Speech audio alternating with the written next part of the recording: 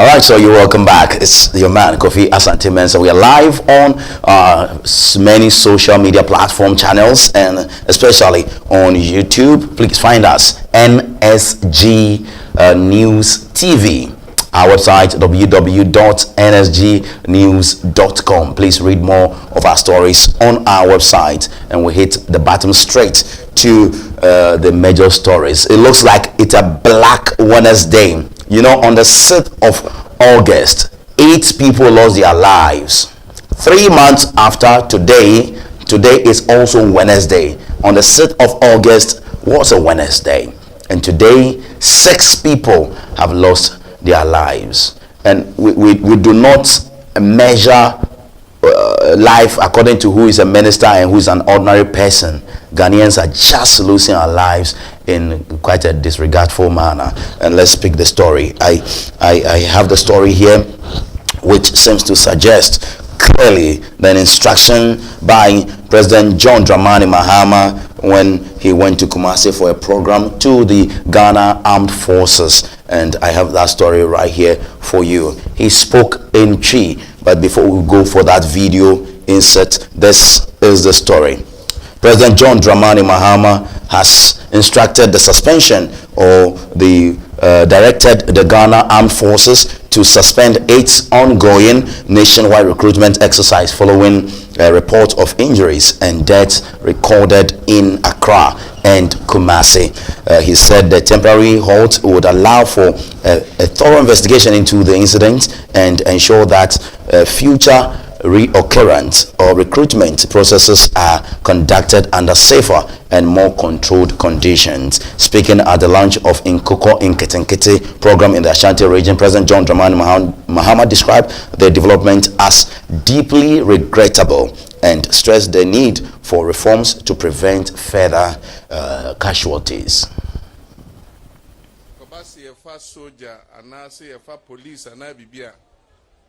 When say near Yanukum, one teshe, Obesha, na a unipa, say, Omonco for training. And Tabra Yabon Toa answer near Beto 2024 about one. Michelle Bosse, Siaba, a Cobase, your first soldier, na police, ya the Betuja. Na region bia yama yamabuna kwenya na omoso omwetimi abepre se ne be ya ombenya se adwuma ni bia ye ampanso ye bie ade a ye friend portal enti yamabunu pi ekosa fidie no so eko register enti enne na nke wo se ye hyase na ye hwe omwoma ni omo senior omo hon de sitie ene san your money na nti anope region bia ye kire omo bebia e wo so omuhia na Accra akoye kropon no ye se dipa dodo a epie ye se omo hwe se adwuma no omo doso yie na aho prepare ne ade a ehya ase abra ye bie gate no se nipa enremu no ma nipa ni bebre e de ahoden epia se omokom omanim etime ewrem na arehosem ne se ebi ehwe ase emye tietia omoso na menemo ka sei se na ayenya ntiye nipa ensia yamabunu ahwere omonkwa na dumienu bi nso eda hospital a echese ayedin so ye bompa say omho beto omo na nyame enya areho ama omo enti make us say soldier mpanyimfo amaya so ate say yemma ensia omo nyina eyemma bawa oma hre omo nkwa say Kumasi hanso bibi kakra sa siye a echese nipa baako say we proud the India order ayarsabia ono so ya bompa say obenya ahode na nyame ahunumobo enti enkran dia no meka che asoja for say omunja ansa na yɛnhwɛ mu na yɛyɛ nhyehyɛ. Very well. President John Dramani Mahama earlier this morning or this afternoon paid a visit to the 37 military hospital to commensurate with victims of a stampede that occurred earlier in the day at the Elwak Sports Stadium during a military recruitment exercise which claimed 6 lives and left several others injured. The president, accompanied by the Deputy Minister of Defense, Mr. Ernest Broja Jenfi, and the Chief of the Defense Staff, Lieutenant General William Japon, was received at the hospital's emergency unit by senior medical officers and administrators. Yeah. I think the president should be in. Let's go to our reporter, Fatal Bayaga there. A large entourage, including the acting defense minister, Castle Atuforsen. I've also seen the chief of staff arriving here. So as the president is in your shots now, exchanging pleasantries with some of the ministers here. The acting defense minister, Castle Atuforsen, is here. The minister in charge of government communication, all of them are here, even including the deputy defense minister, are all here this afternoon because of this particular tragic incident. We're told that the president is here to get first-hand information in relation to this tragic incident which happened earlier today, where some 6 persons who were seeking to be enlisted into the Ghana Armed Forces unfortunately passed when they tried to get into the Elwak Sports Stadium. The president is here with a large entourage this very afternoon. He's currently having a conversation with the officers here. I'm sure after taking or getting that briefing, that would inform the president what to do next. But the situation this morning was very tense because, and even what we're picking up is that some of these applicants tried to scale the wall into the premises of the sports stadium, which unfortunately led to this very tragic development. In fact, this morning the numbers at the sports stadium were very huge, and the limited number of military officers were unable to control the large numbers, and they were pushing from. All right, so that's it over there. That's quite intriguing, but we have some few confirmation from the Ghana Armed Forces themselves, and they are confirming some numbers for us and some investigation being set aside for this very, very stampede. The Ghana Armed Forces has suspended 8 ongoing military recruitment exercise at the Elwak Sports Stadium in Accra until further notice, following a deadly stampede that's claimed 6 lives on Wednesday, November 12, 2025. The decision, according to GAF, was taken to ensure the safety and proper coordination of the recruitment process ongoing or going forward. The stampede occurred after thousands of young Ghanaians thrown the stadium in a desperate bid to enlist into the Ghana Armed Forces. And this is also a confirmation of a video where the public relations officer is trying to give numbers and explain how many people have been injured, how many people have passed on, and how many people were actually trapped. Watch this.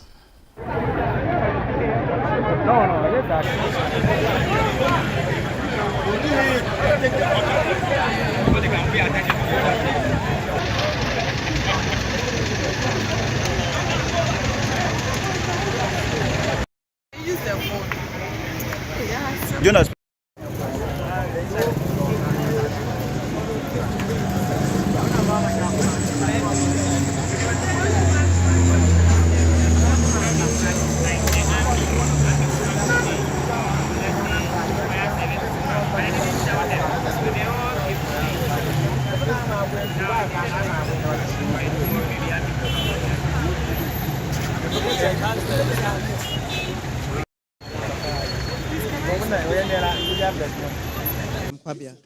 I need to just get something straight.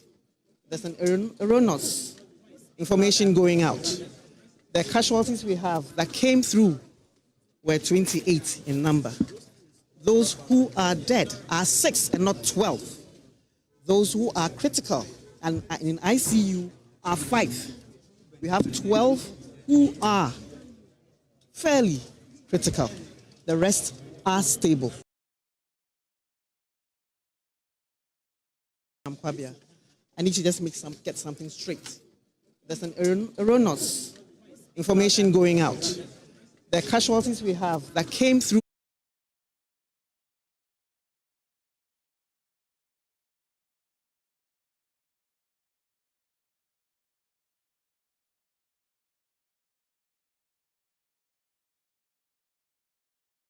All right, so that's the tape over there. All right, so the Speaker of Parliament has also been speaking, and he is giving quite a stern warning to the Ghana Armed Forces. Speaker of Parliament Alban Sumana Babin has expressed deep concern over the tragic stampede at the Elwak Sports Stadium during the Ghana Armed Forces recruitment exercise, urging collective action to prevent similar incidents in the future.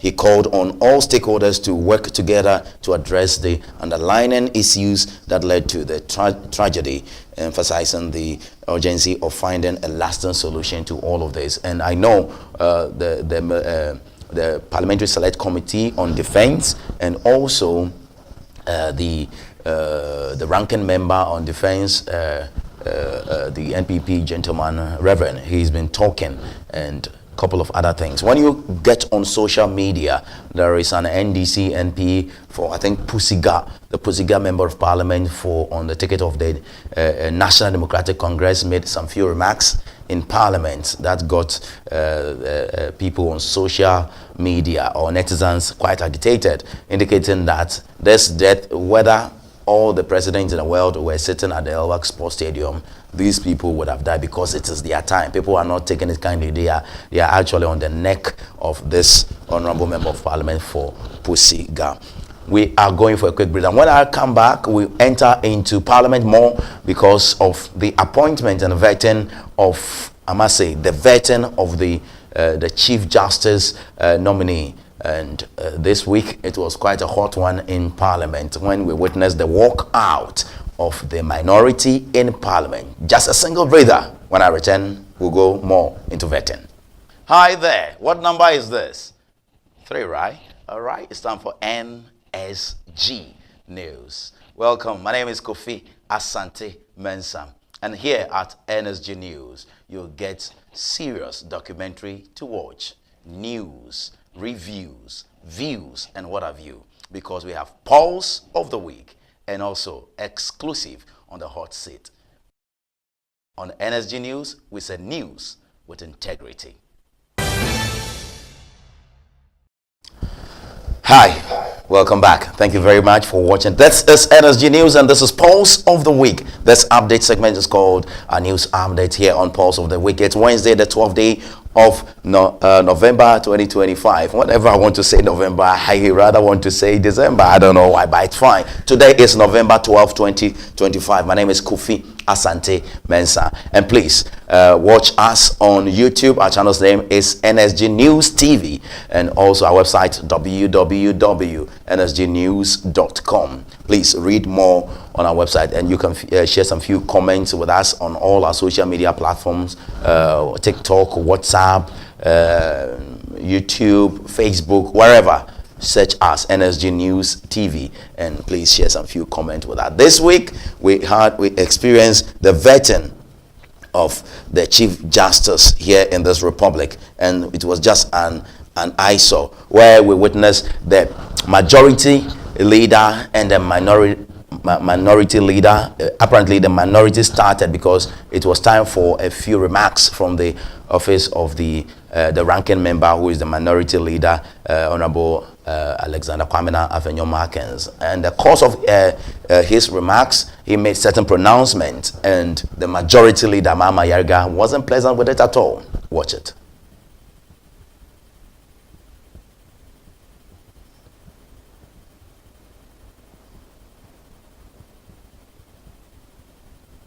All right, so we'll get you that video pretty shortly.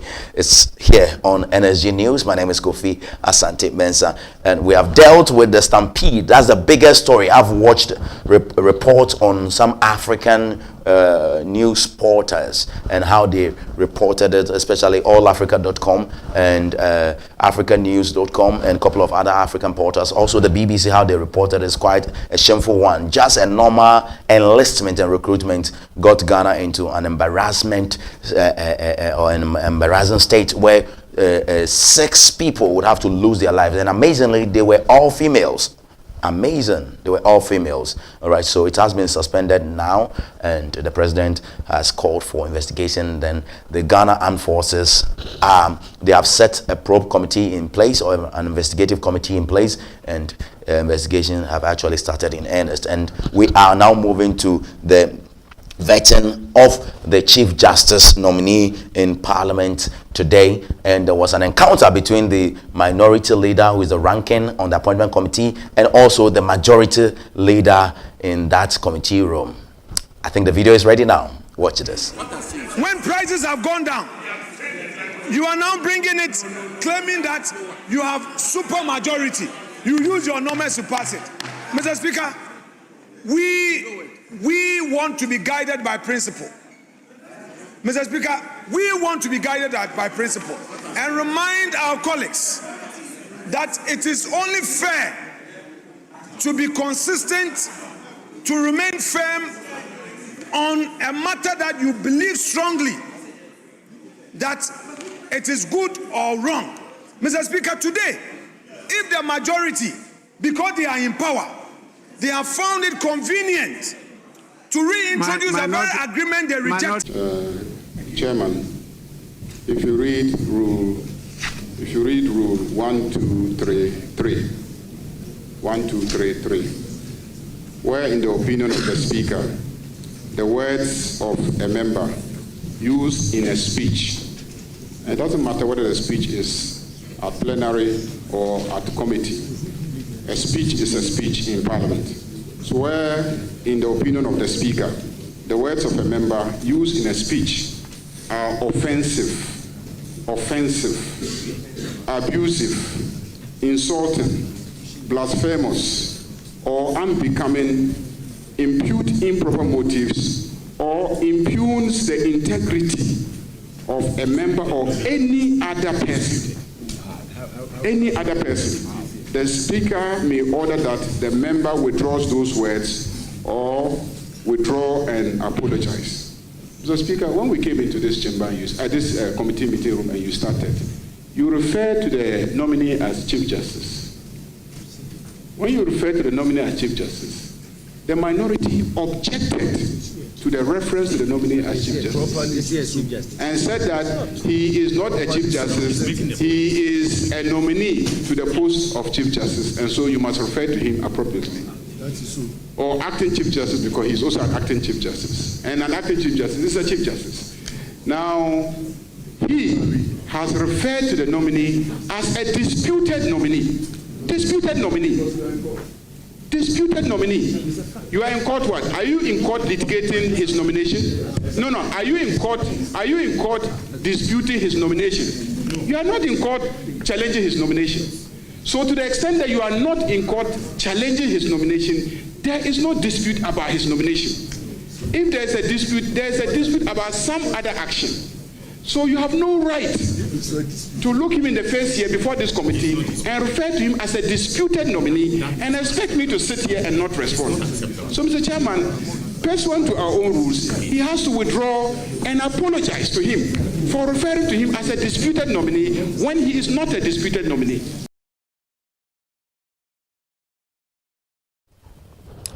All right, so that's the majority over there. We'll have some more videos for you. At a point, that word, disputed CJ, it wasn't taken kindly at all. But Afenyo can also push through. I have a lot of videos to show you. And later on, they excused the appointment committee and boycotted or walked out from the appointment committee. After everything, the appointment committee chair settled down and the vetting started. And I must say, CJ nominee Bafu Boni was on point, and he defended himself, indicated that he is competent to lead the judiciary. So I have all these series of videos for you. Please take your time and watch this. Mr. Chairman, we are here because our rules say we should be here. And the same rules indicate exactly what we can do or not do when we gather here. Order 122.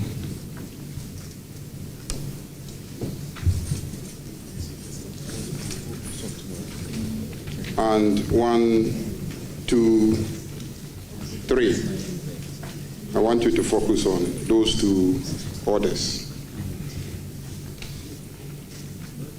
1, 2, 3 talks about content of speeches, whereas 122 provides the grounds on which debate can be interrupted. So I come under order 122. But my objection is founded on content of speeches. I've heard the ranking member of the committee refer to, I believe, the nominee as a disputed. Recall that just a couple of days ago, I think Thursday, the same member brought a motion to the House trying to stop this committee from sitting to vet the nominee. The matter was exhaustively debated, and you, Mr. Speaker, gave a ruling. Subsequently, the Speaker himself, because you sat as a Deputy Speaker, the Speaker himself came and recounted the motion and also gave a ruling. So this issue about the propriety or otherwise of whatever happened has been raised on the floor, debated extensively, and a ruling given. Apart from that, Order 1237 says that the conduct of the Speaker, the Chief Justice, members and justices of the Superior Court of Judicature shall not be raised in Parliament except upon a substantive motion. You cannot raise anything about the conduct of a member of the Superior Court of Judicature of this country in Parliament except by a substantive motion. No substantive motion is before us, and so the ranking member has no right, no lawful authority to raise anything about what happened in court, the processes leading to a removal of anybody, and the nomination of anybody. You have no right, pursuant to our rules, to raise those issues. So be guided, because if you raise them, I'm going to object. Right, so that's over there. Right, so that's over there. And when they staged a walkout, I will show you that video pretty shortly. When they staged a walkout, they came outside and addressed the press. Watch it. Honorable, you are saying that this is your plan. You already have the point. That's not true. If that were the case, we could have just done a press conference and we don't even need to come here. So that is not the case. We all agreed. We had a meeting. I have my questions. That's why I have my file. The questions that we're going to ask, everybody has his questions to ask. He is going to be the Chief Justice of the whole nation, whether you are NPP or NDC or majority or minority. So it is for all of us to make sure that we get the best for the country. And therefore, we planned to partake in the process, but if they are not allowing us, we don't see how. And the last thing we would want to prevent is to something happen in this very room where people engaged in fists and whatnot, to the extent that others even said that people went under the table and held. other parts of the places that I don't want to mention. You are all laughing. Meanwhile, you reported it. But we don't want to get there. So let's give peace a chance. Honorable, in similar instances, for instance, when some seats were declared and you were against the parliamentary procedure, you proceeded to court. Why did you fail to do so in this instance? Well, there are so much processes. There are a lot of things we could do, even in Parliament here. And I already told you that. And I was a member.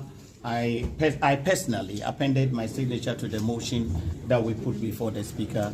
And we got the notice, I think on Friday night or Saturday morning, that the Speaker did not, yes, on Thursday night, that the Speaker did not admit it. And between Friday and Monday, I don't know how fast we could be to file a process in court. So maybe we can consider that, or probably it is Osho's.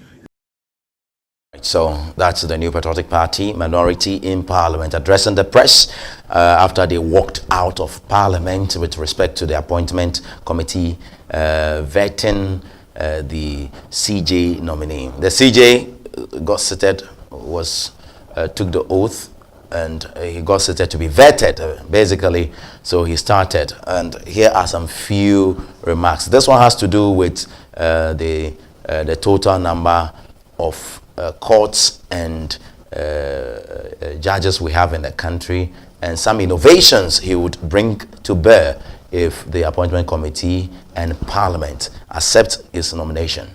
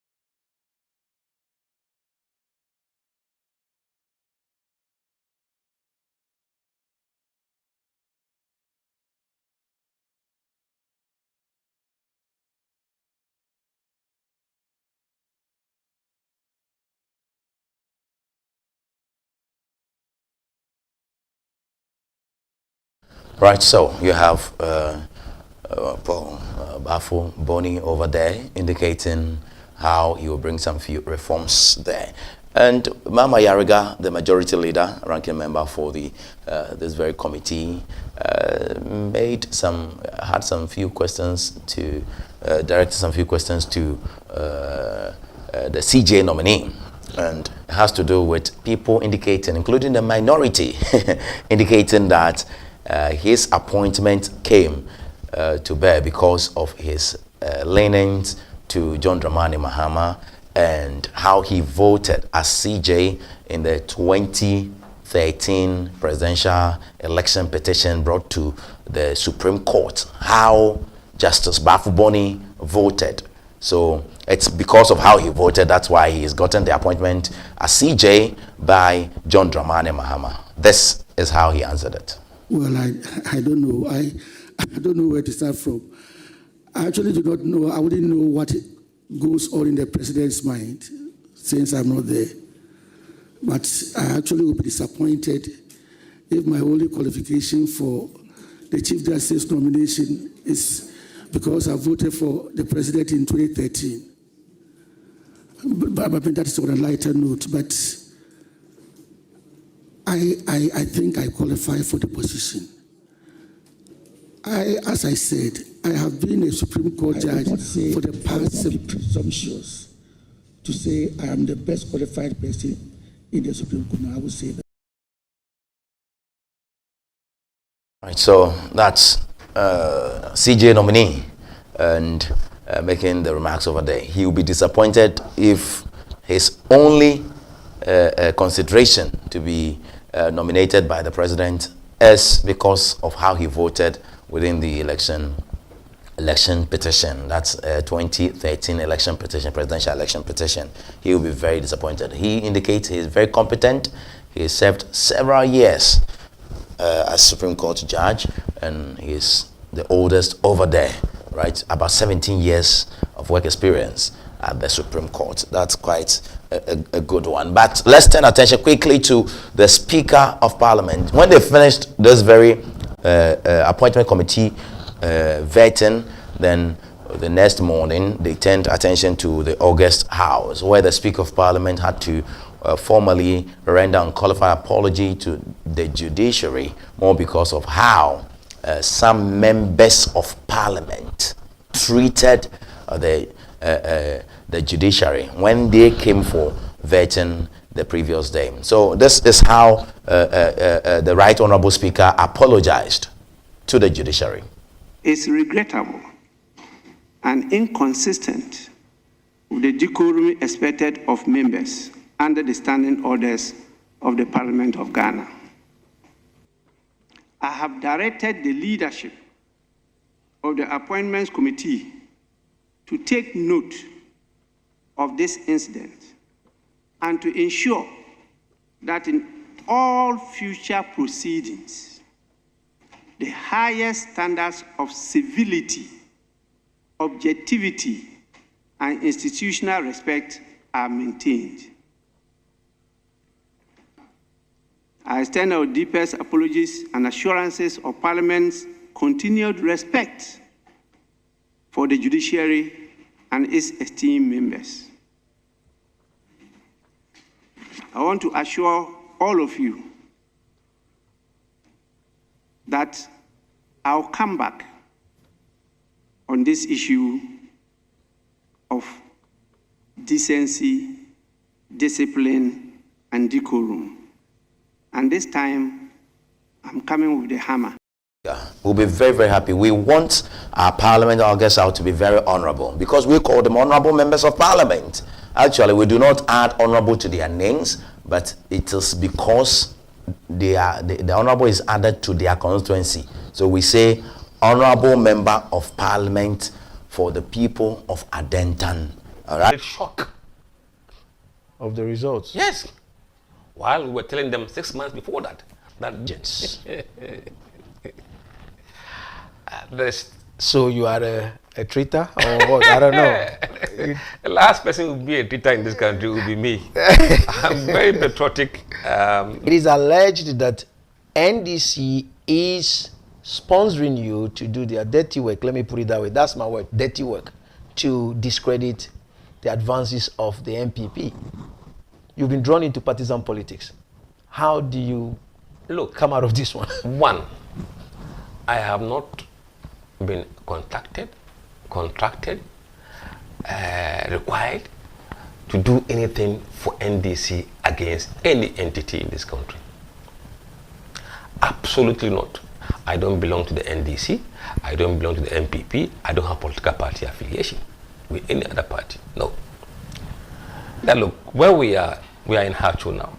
I remember when I was going to write the O-levels, I didn't have money to pay for the fees. So I had to carry labor, do by day labor. Here. We're one of those who started building houses in this area as a laborer. You have to even go and carry the cement from afar because there were no buildings to store them in. This would be the shock. We were branded as mad people. But the numbers we were banding around was in excess of a 2.something million gap. We have to realize that the country, Ghana, has changed profoundly, even from 2016 levels. I think it was, it wasn't Ghana government funded. No, it wasn't Ghana government funded. No, on your own, you struggle, and then you go to Denmark. I remember when I arrived in Frankfurt on my way to Denmark, I had only $500 in my pocket. And that was to pay for your accommodation, pay for your feeding, pay for everything.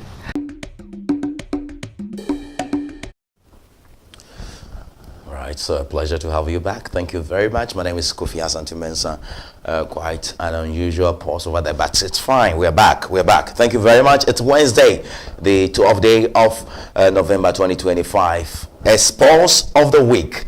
And you're welcome back from that breather. We do some more stories relating to the helicopter crash, as I indicated early on. And yesterday, the long-awaited official investigation report into the tragic August 6, 2025 crash of a Ghana Air Force Haben Z9 helicopter has been released to the public, shedding light on the devastating accident that claimed the lives of 8 high-ranking officials and crew members. The Ministry of Defense accident report compiled by a joint board from the National Security, the Ghana Armed Forces, the Aircraft Accident and Incident Investigation and Prevention Bureau, Ghana, and accident or assisted by some U.S. officials highlighted key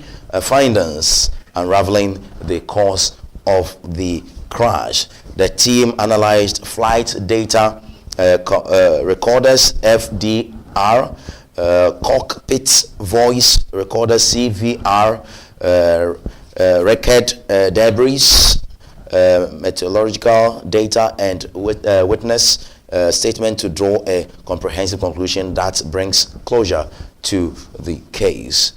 Presented by Captain Paul Fojo, an investigator and retired pilot at the AIB Ghana and member of the Board of Inquiry at the Jubilee House yesterday, and 11th, the findings showed a crucial mix of adverse environmental conditions and key systemic safety deficiencies, and we have some about 10. There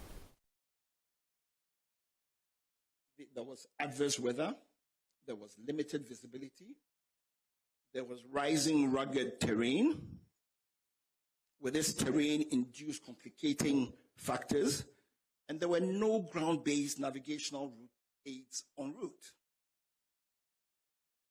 The investigation would like to say that from everything they gathered, the emergency response was very timely. The fact that the first responders managed to get to the site in about 2 hours was remarkable, because the terrain has very steep slopes. It was raining, it was slippery. So it wasn't the easiest thing to do. When we went to the site, it was also raining and it was very slippery. And we struggled using sticks and everything to try to get up there. So looking at everything, we would say very confidently that the emergency response was very timely. The investigation determined that the accident was caused by the sudden loss of altitude and lift due to downdraft. This loss of altitude without change in power or pitch altitude is consistent with downdraft associated with changing environmental conditions over high terrain.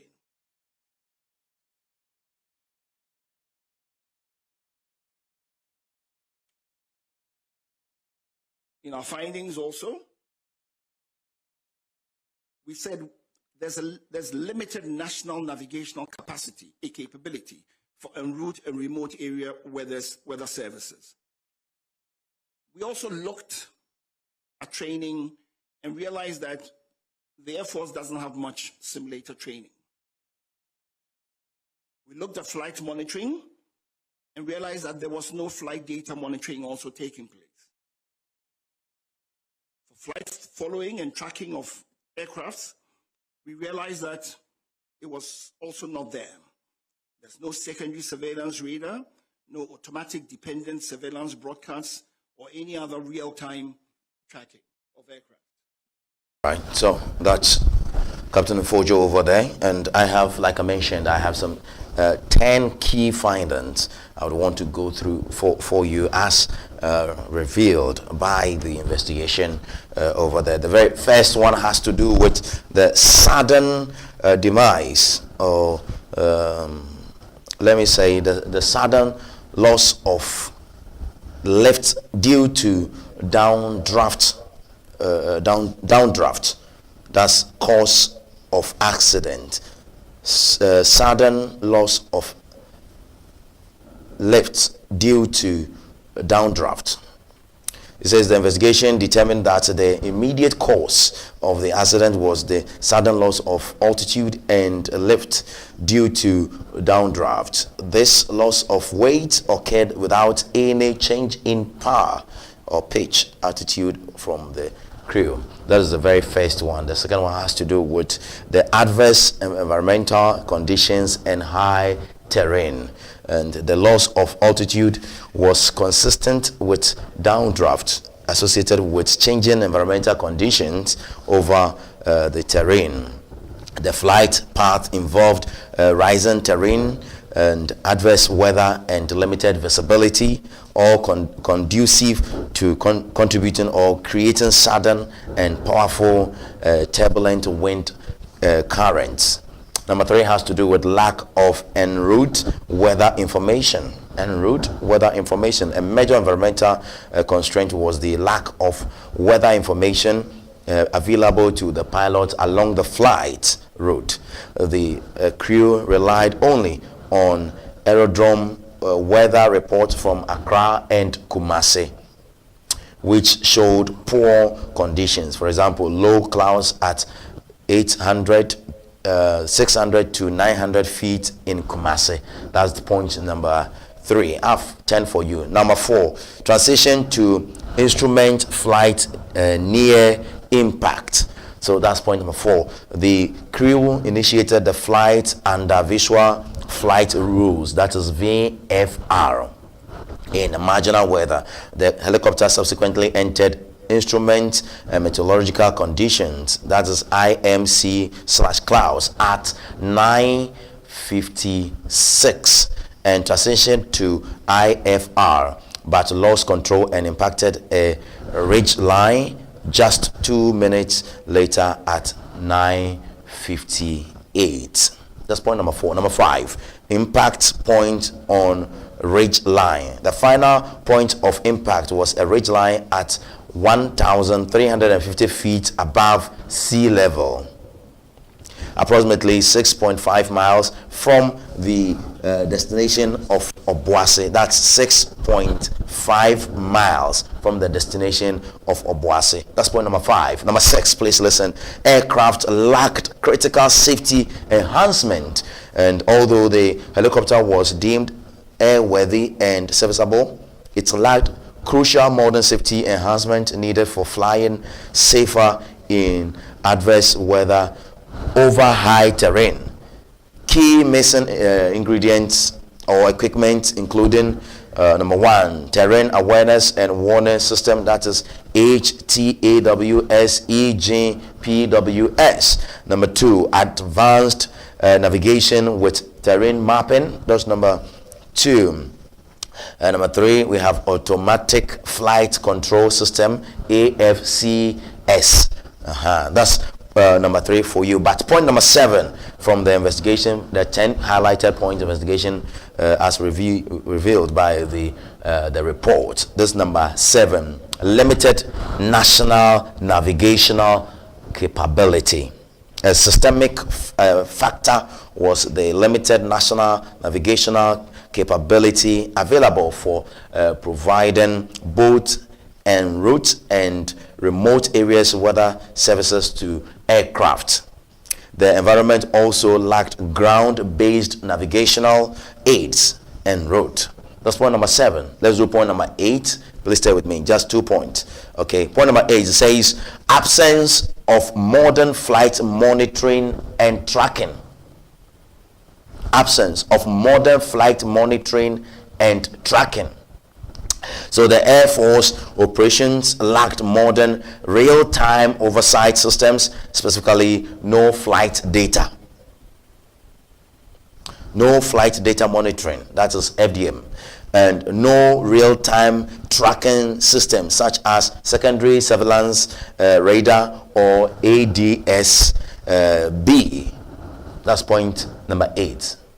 Point number 9, and it says no simulator training for crews. Deficient, and I must say a deficit in enhanced training was noted with the investigation, finding that the crew had no access to stimulator training for recurrent practice and preparedness. So they lacked some training. That's point number 9. And the very final one has to do with crew competence and health ruled out. The competence of the crew was upped, and the health of the crew was also upped. So they ruled it out. So it says the investigation ruled out human factors related to crew competence or health.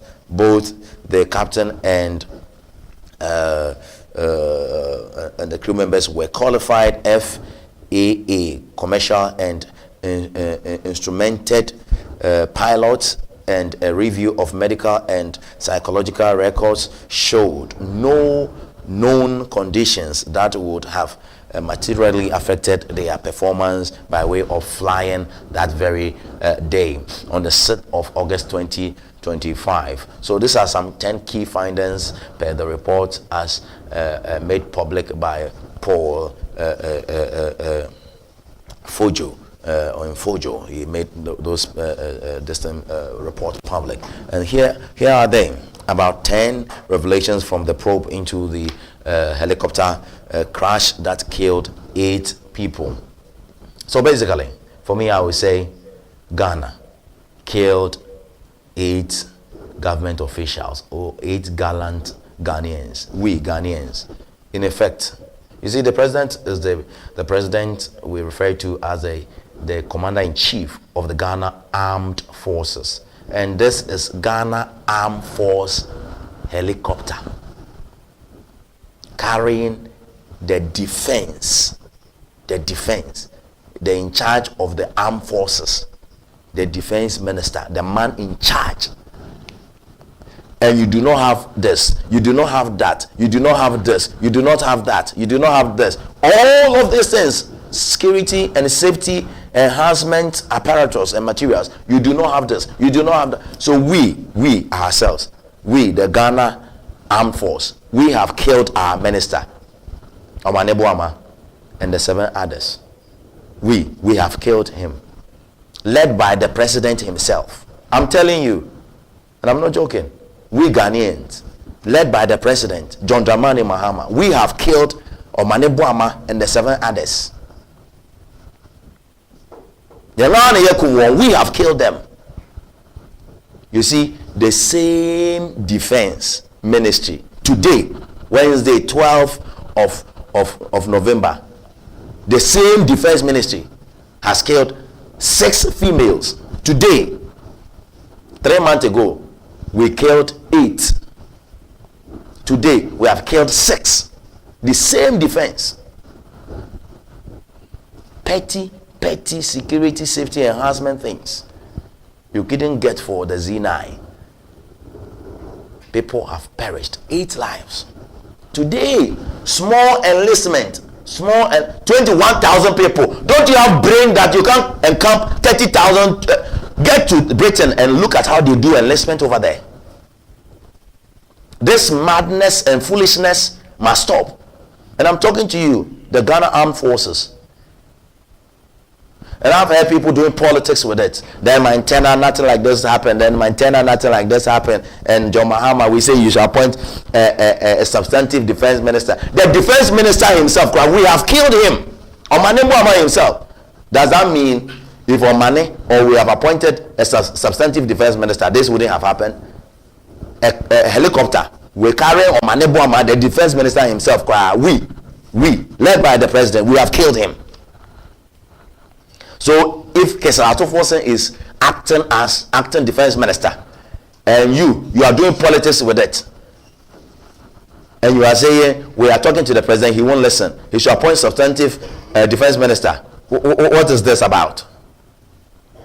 So are you saying people are not competent if there is no political leader as substantive minister? The directors and the officers, military, a disciplined institution like the military. What are you talking about? And 6 people have died. You know, Mr. President, people have to be responsible for the demise of the 8 people people must be responsible for the demise of these 6 people who died today. And heads must roll. It can't be normal grammar and chi mixed up, saying a man na woman na ya kasa one chain kakra and all of that. No, heads must roll. Give them some 14 days, some 7 days, some 21 days to do the investigation and come up with findings, and heads must roll. The military killed 8 people. The military, led by John Dramani Mahama, he is the commander-in-chief of the Ghana Armed Forces, the military in this country. They are helicopter killed. When we talk, some say, oh, when you go to the advanced countries like the US, like where London, helicopters fall. So what? We should be falling our helicopters and be killing people on petty safety enhancement things we have to get as a country. You have come to office from January to August. We couldn't examine to get all these safety things on it. Can you say you have bought a car? You have a car. You don't have side mirrors, or you don't have a steering wheel, but the car is fit. You can drive on the Accra road, or even if you have steering wheel, you don't have brakes. When the rain is falling, you don't have windscreen, what do you call, wipers, and you don't have all those safety things, and you are bold and you are driving on the road, and DVLA should be watching you, and the police MTTD should be watching you. When you go and you get an accident, who would we blame? We live in a country, we don't want to apportion blames at all. Put the blame squarely. And for me, I put it on you, Mr. President. Yes. We have watched to kill 8 3 months ago. It was a Wednesday, 6th August. Today, 3 months after, 12 November, we have killed 6. We killed 8, today 6. I'm going for a breather. I'm too charged because the nonsense in this country is just too much. Please stay with me. I'll be right back. Complete shock of the results. Yes. While we were telling them 6 months before that. So you are a traitor or what? I don't know. The last person who will be a traitor in this country will be me. I'm very patriotic. It is alleged that NDC is sponsoring you to do their dirty work. Let me put it that way. That's my word, dirty work, to discredit the advances of the MPP. You've been drawn into partisan politics. How do you come out of this one? One, I have not been contracted, required to do anything for NDC against any entity in this country. Absolutely not.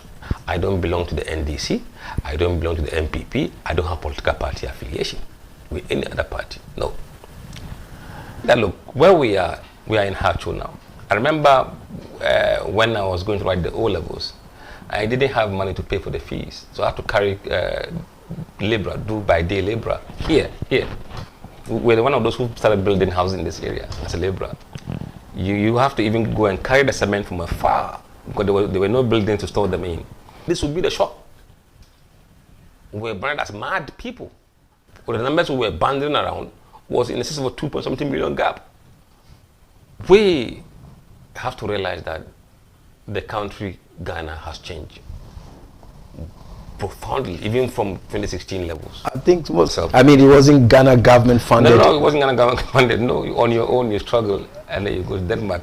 I remember when I arrived in Frankfurt on my way to Denmark, I had only $500 in my pocket. And that was to pay for your accommodation, pay for your feeding, pay for everything. All right, so welcome back. My name is Kofi Asante Mensah, and this is Pulse of the Week, and this is our news update. Our website is www.nsgnews.com. Our channel's name on YouTube, NSG News TV. Let's do some more stories, but this one relating to the police and the military, because a joint operation carried out on Wednesday, today, the dawn of today, by the police and military have led to the arrest of hundreds of suspects in the Ashanti, Ahafo, and Volta regions. The special operation, which was carried out dawn around 4 a.m., was carried out in communities such as Drenase, Obuase, Awin in the Ashanti region, Ehi in the Volta region, and Shidiem, Kenyase, Ogoso, and Mahani in the Ahafo region. The heavily armed officers stormed the communities to arrest the suspects, who are all men. The personnel cordoned off the communities and moved in groups to arrest the suspects in their respective houses under the cover of darkness. And this has to do with the statement the Ghana Armed Forces, the Public Relations Office of the Ghana Armed Forces published, and also the Ghana Navy also published. I must say, Veronica, that is Navy Veronica Adjo Ahin, he made this very statement public. It's a press statement, but I have some few videos I want to show to you, because this is in line with the attack on NIMOS, and also the EPA. The EPA boss was also attacked in Ashanti region, and some journalists were all attacked with respect to illegal mining in Galamsey. And this is how the soup took place. Inspectorates, other ranks, good morning. Good morning. I am Commissioner of Police, Dr. Saibu Gariba, Director General Technical. This morning, I'm speaking on behalf of the Inspector General of Police, Christian Teteyoonu. The Christian Teteyoonu, the Inspector General of Police, has deployed various COMAB members to support this operation in Ashanti region. For that reason, I am here with Commissioner of Police, Oklu Jamera, Joseph Oklu Jamera, the Director General in charge of Legal and Prosecution, Deputy Commissioner of Police, Eric Kenwefo, Director General, National Patrol, National Protection Department, and then to support regional commanders, Ashanti South, and all other security agencies in this region. As you are aware, we are going to undertake a special operation in the region. You know, the locations will be disclosed as we move. All what the Inspector General of Police want you to do is to be professional, extremely professional as you conduct your business. Please execute the tasks according to the briefing that has been given to you. And as we go, please make sure that you are firm, you are robust, you are professional in the execution of your tasks. And ensure that you move in groups. Don't go and isolate yourself. There shouldn't be any isolation. All of you should move in groups, be brave, be apt, and then execute the task professionally. If you are asked to execute a specific task according to police rules and regulations, execute same according to the directives that will be given to you by your commanders. And this is what the IGP wants you to do. We are going to combine this effort with the Ghana Armed Forces. The military will join you. Let's work as a team. Teamwork is critical as far as the success of this operation is concerned.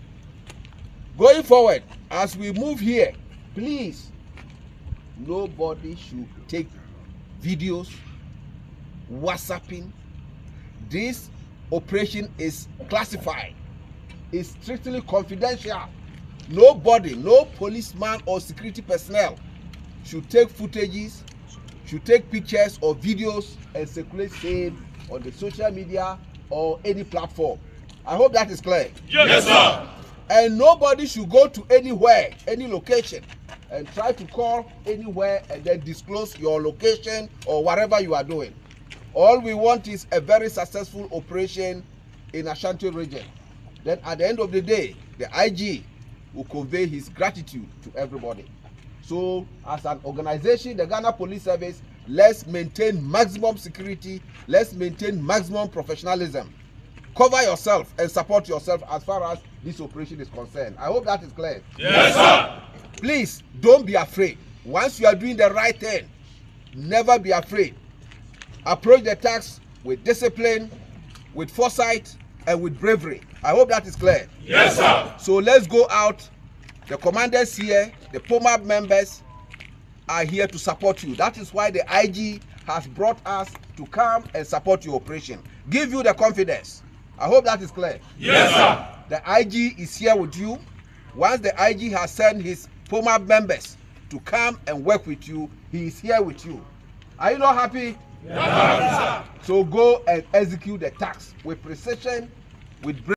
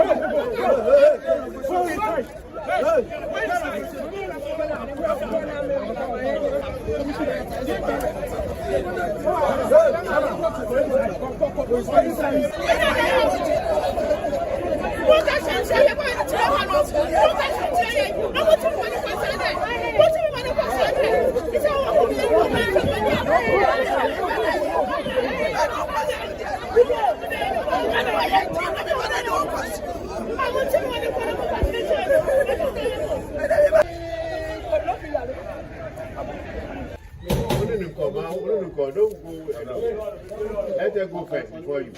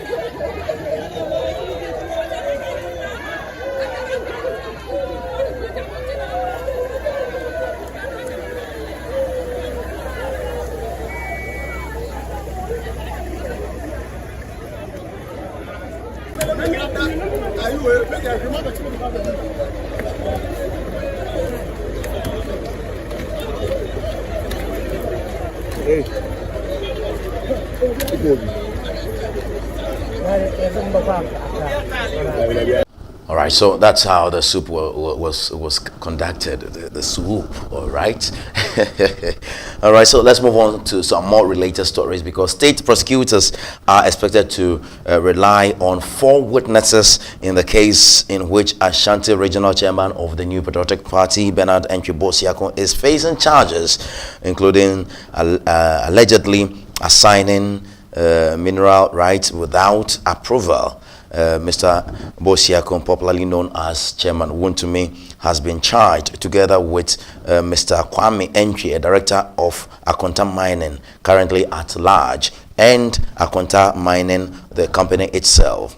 On Wednesday, today, November 12, when the case was called for the Case Management Conference, CMC, it emerged that the state has filed further disclosures, although the court's copy is yet to be on the docket. And this is the lawyer Andrew Appiah speaking to us. But before that, the prosecutors indicated to court, presided over by Justice Andrew Kosivi Tei, that they will rely on 4 witnesses. The case has been adjourned to November 27th, 7th, 2025 for CMC. And this is lawyer Andrew Apiakupi speaking to the press.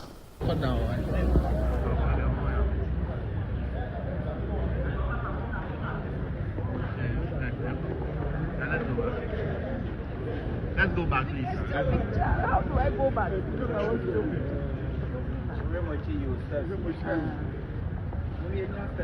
Yes, it's okay,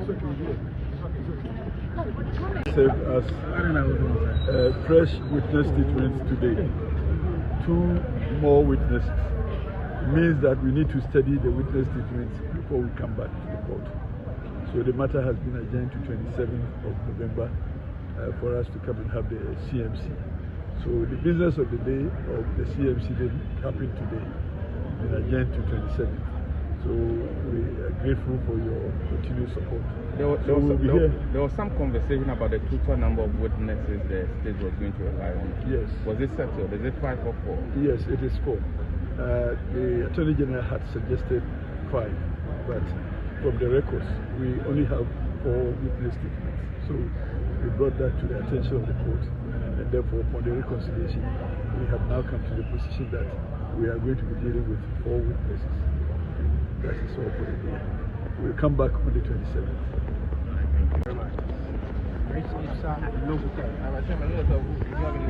No, he's not talking.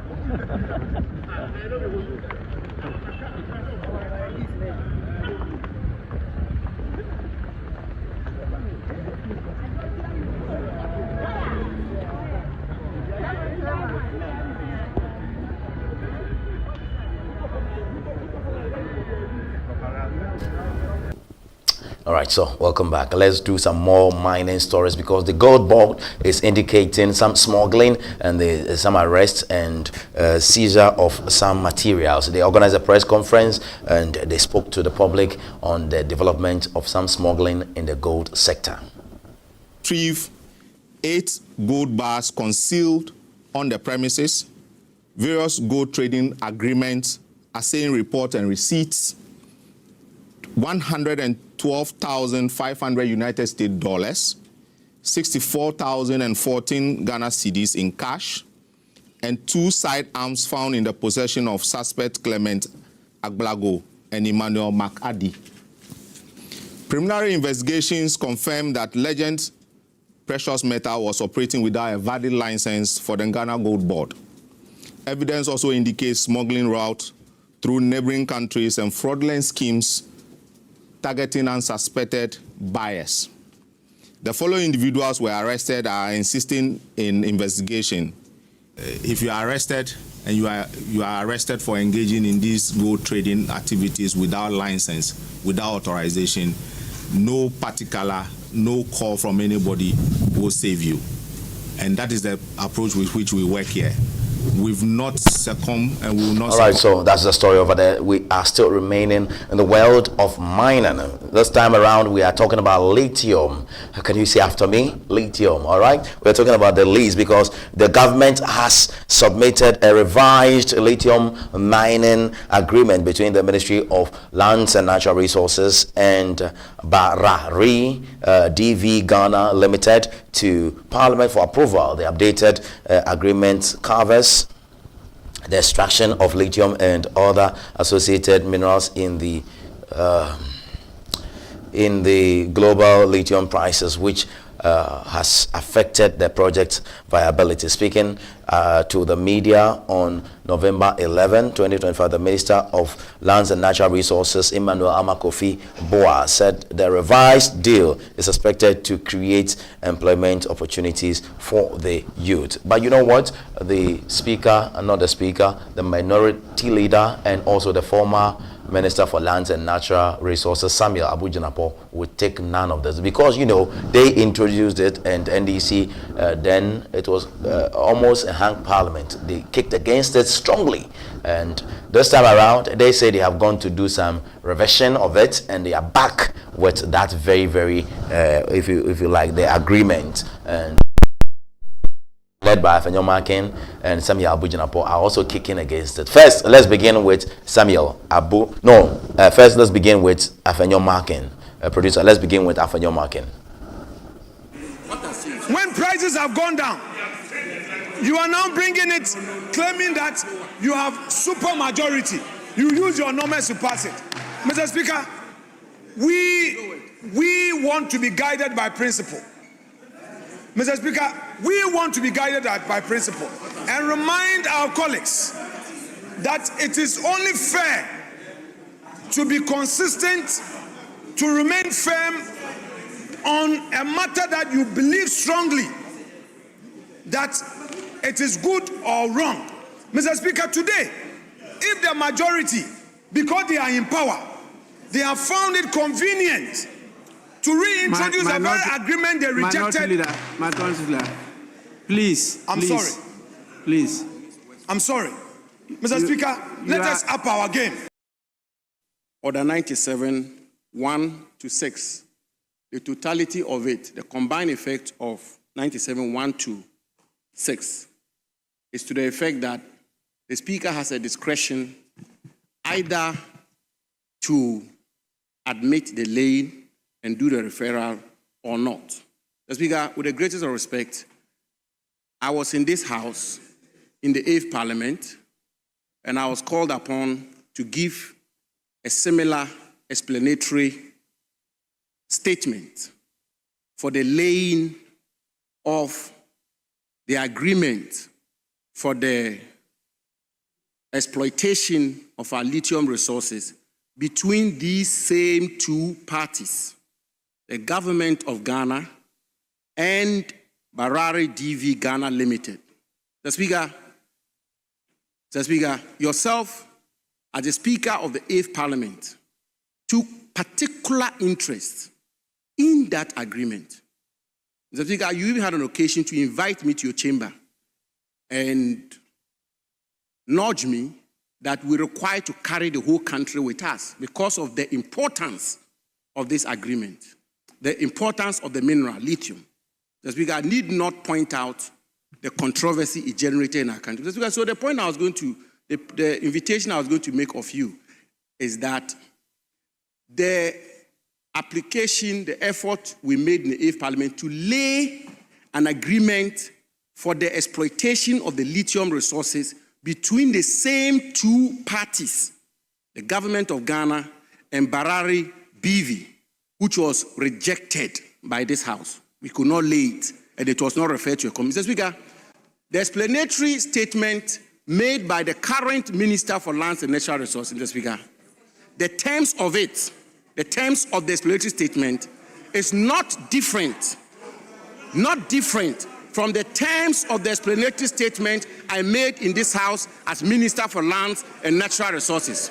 Mr. Speaker, and therefore, I was going to pray and apply to you that the combined effect of Order 97, 1 to 6, the combined effect of Order 97, 1 to 6, Mr. Speaker, respectfully, I was going to pray that this laying be overruled and this laying be rejected because, Mr. Speaker, I have the various components the minister has submitted to this House as being the fundamental terms of the agreement between the same two parties, Mr. Speaker, fundamentally not different. And therefore, Mr. Speaker, what applied to that agreement in the 8th Parliament, which fortunately was the same Speaker in the chair, and which culminated in the rejection of the attempt to lay that agreement. Mr. Speaker, same should apply. Mr. Speaker, I conclude by just asking a simple question, and I want to believe that we will get into this matter in a much more detail. Mr. Speaker, the fundamental question which the average Ghanaian will ask, Mr. Speaker, is that what has changed? What has changed? What has changed? What has changed?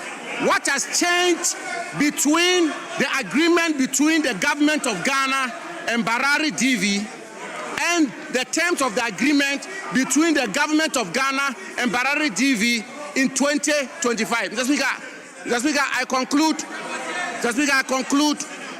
I conclude, Mr. Speaker, I conclude by submitting, Mr. Speaker, I conclude by submitting that the position you took in the 8th Parliament was for the good of Ghana. Lithium is a rare resource. Lithium is the mineral of the future, as the experts say. Lithium, indeed, Mr. Speaker, is the foundation of the current effort of green transition. Lithium, Mr. Speaker, is the bedrock that the world is attempting to use to fight climate change. And so when the Speaker is... All right, so... all right, Drisu, the Minister for Education, has recently stated that Ghana needs a national national ID system to effectively fight banking fraud. He believes having a comprehensive national ID is an essential public good to enhance security and verification in the financial sector. However, his main concern has to do with accessibility and implementation of the Ghana card, that's the national ID, rather than the principle of using it for banking. And finally, on banking fraud, as I heard him talking about 90 million Ghana cedis lost to bank fraud. Again, Ghana, a country still grappling with a national ID system. 30 years on after independence, unacceptable. For you need the national ID system to improve your risk compliance and to ensure that persons who commit crime can be traced and dealt with in accordance with law. So I think that we all must support government effort in the more rapid rollout of the national ID system. So I end with that. You know, in the run-up to the elections, we're more concerned about voter ID card and national ID card. We're not concerned about ID card for banking purposes or for purposes of assessing the public good in Ghana. It was about the electoral fortunes of those to be elected. I think that is an essential public good. As I travel to rural Tamale, I still hear my market women saying that they have no access to a national ID card. Yet they are Ghanaians, unquestionable Ghanaians. I think that we have to fast track the process that... All right, so, and we are preparing for budget 2026. And Dr. Cassiel Ato Forson has been making some few moves and interacting with some key people, and as part of ongoing preparation for the 2026 budget and financial statement for the country, the Minister of Finance, Dr. Cassiel Ato Forson, has engaged workers and smallholder farmers at the Benson oil palm plantation at Edum Banso, located in the western region of the Republic of Ghana. According to him, the engagement forms part of the government's ongoing efforts to ensure that the 2026 budget reflects the realities, hopes, and expectations of Ghanaians. He made this in a Facebook and a Twitter post. Watch this.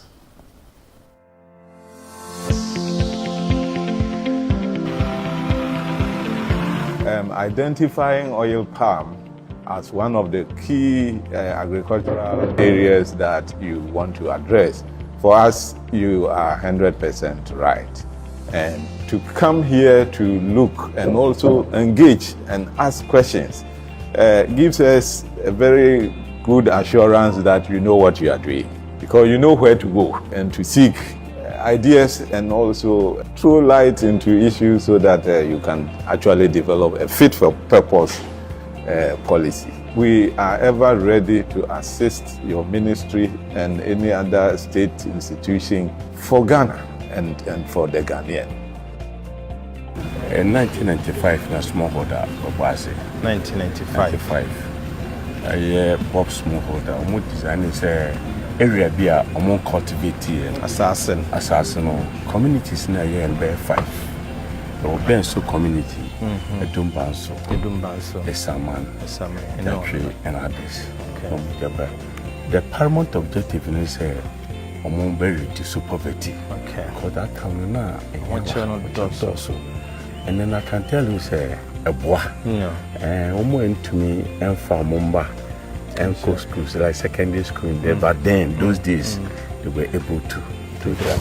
Some of them have also been purchasing what you call it cars and maybe say and come in cars and come at that car. Purchasing and Kadam project. And Kodumo baby a baby in Koe na dinner. It's the best way to reduce poverty. Abadina ye. Big loose in Abadi. Abenebo anase kitin. The ought to tough woman. But the Jumana and when you are young. Okay, I am for 4 good years. I could school in. Get a first degree. So you are here as a graduate. So you take records. That we are harvesting in they take records. Are you been for how long? For me, last year. Last year? This year rather. No, I employ you. Impressive. Okay. Now I will say buddy. Harvester. Are we a harvester? So career harvester. Now wait. Yeah, career. Okay. And to lose in our picky bin. And to what pick I know what I him for. No, Melio. Since I do manager. But when you are oh. When you are your plans. Okay. Thank you.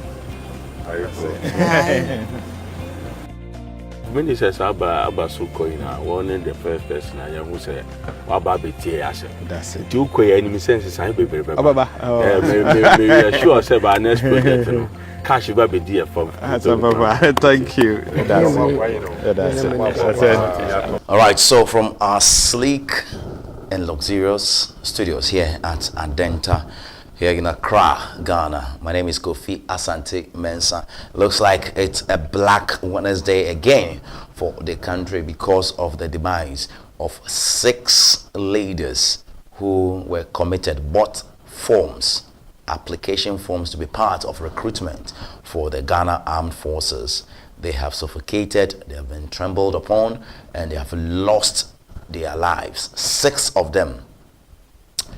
From this sad note and preparation for the big one tomorrow, which is the budget, the economic policy and budget for the year 2026, where the Minister of Finance, also acting Defense Minister, would Kesa Atoforsen, Doctor, will be taking the center stage in Parliament to read to us. We'll be here to broadcast it live to you. We'll be streaming it right here on NSG News TV on YouTube. And I want to say a very big thank you, because this is our show for today. Today is Wednesday, the 12th day of November 2025. A big thank you to you who was able to watch us wherever you are. We say God bless you and we salute you so much. Please keep sharing the good news to the rest of the world, because this is the fastest growing news portal here in Ghana. And I mean digital news, new media, making good news from here, Ghana, for wherever you are, for your consumption. I want to say a big thank you to our executive producer, Mr. Aim Liquid. Thank you very much for being there for us. Also to Mrs. Hefiza Gard. I hope I got this name right. We call her Zeba Gard. Thank you very much, Executive Secretary, for this very organization. And big thank you also to our operationals manager. His name is Justice Kluche. We call him JK. And a big one to Francis Entry. We call him Kofi Berry. And from the MCR to the camera to everything, we want to say a big thank you to all of you. So Kofi Berry, Justice Kluche, Zeba, and our executive producer, AM Liquid. We salute you, and my name is Kofi Asante Mensah. We'll meet again on Friday to do this all over again. God willing, Friday we'll bring some discussants to discuss the major topics making headlines in our country. But for now, it's a wrap.